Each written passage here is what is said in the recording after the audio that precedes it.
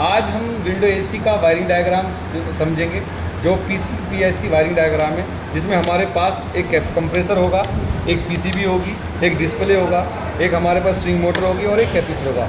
जो कैपेसिटर है वो कंबाइंड कैपेसिटर है, जिसमें आपके पास हार्मेटिक, फैन और कॉमन टर्मिनल होगा।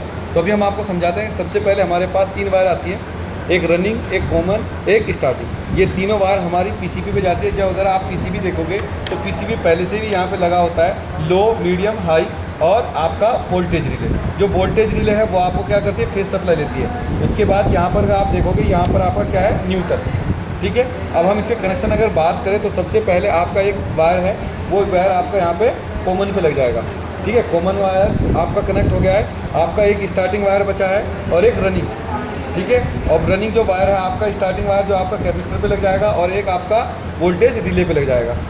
जब भी हम किसी कंप्रेसर को चलाते हैं तो कंप्रेसर को चलाने के लिए क्या चाहिए, रनिंग टर्मिनल। तो रनिंग टर्मिनल से हमारा कनेक्ट हो गया कंप्रेसर। अब हम देखते हैं आपका मोटर। जो मोटर है उसमें आपके पास स्पीड मिलेगी 1, 2, 3 और आपकी 4 और 5 वायर की है। तो इसका मतलब क्या होगा, या तो ये स्टार्टिंग रही होगी या ये रनिंग, और 3 आपकी स्पीड रही होगी। तो लो, मीडियम, हाई ये थिम्बल हमने यहाँ पे कनेक्ट कर दिए हैं। उसके बाद आप देखोगे तो एक इसमें फ़ैन पे है। ये जो फ़ैन पे है ये आपका स्टार्टिंग टर्मिनल होगा, और जो आपका कॉमन है ये आपका रनिंग है, जो वो कॉमन टर्मिनल पे जाएगा।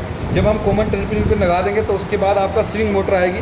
स्विंग मोटर में कैपेसिटर कनेक्ट नहीं होता, जिसमें हमारे पास 2 वायर होती है, एक को न्यूट्रल चाहिएगा और एक को फेस। फेस हमें पीसीबी के माध्यम से मिलेगा, और पीसीबी के माध्यम से जब फेस हमें मिलेगा तो हमारी मोटर रन करने लगेगी। अभी हम इसको यहाँ से आप देखते हैं तो यहाँ पे 2 वायर हैं, एक न्यूट्रल है और एक फेस। ये हमने एक फेस दे दिया है आपको वोल्टेज रिले को और रिले को, और दूसरा हमने यहाँ पे दे दिया आपको न्यूट्रल को। अभी हम इसको चलाएंगे। यहाँ पे सप्लाई हमारे पास अवेलेबल है 230 वोल्टेज।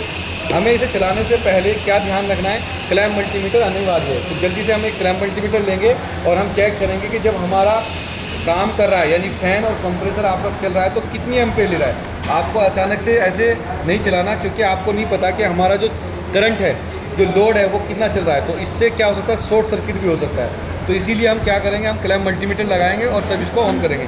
तो हमारा 3 पिन टॉप है, हमने इसको लगा दिया है। और अब हम क्लैम्प मल्टीमीटर लेंगे, और क्लैम्प मल्टीमीटर में अगर आप देखेंगे सबसे पहले ऑन करेंगे। ऑन करने के बाद एम्पेयर पे लाएंगे, और एम्पेयर पे लाके किसी एक वायर में, कोई भी वायर हो सकती है, उसको यहाँ रख देंगे। उसको हम अब ऑन करेंगे। तो जैसे ही हमने ऑन किया, यहाँ से अब हम देखेंगे सप्लाई ऑन हो गई हमारी।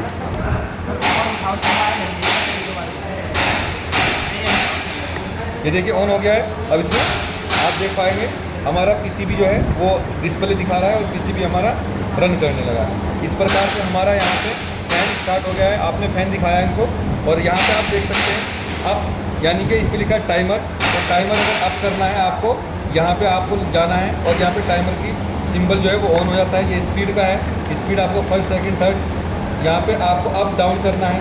उसके बाद आपका स्लिप, अगर जब आप सोते हैं तो आपको यहाँ पे इंडिकेशन देता है कंप्रेसर। जब ये चलने लगेगा तो ये इंडिकेशन जो ब्लिंक हो रहा है ये बंद हो जाएगा, और आपका कंप्रेसर रन हो जाएगा। उसके बाद यहाँ पे आप स्विंग मोटर अगर आप चलाएंगे तो ये स्विंग मोटर का है, यहाँ से स्विंग मोटर आपका रन होने गई है, और स्विंग मोटर यहाँ से ऑफ हो जाती है। उसके बाद फैन स्पीड है आपका फर्स्ट, सेकंड, उसको स्पीड को हम कम ज़्यादा कर सकते हैं यहाँ पे।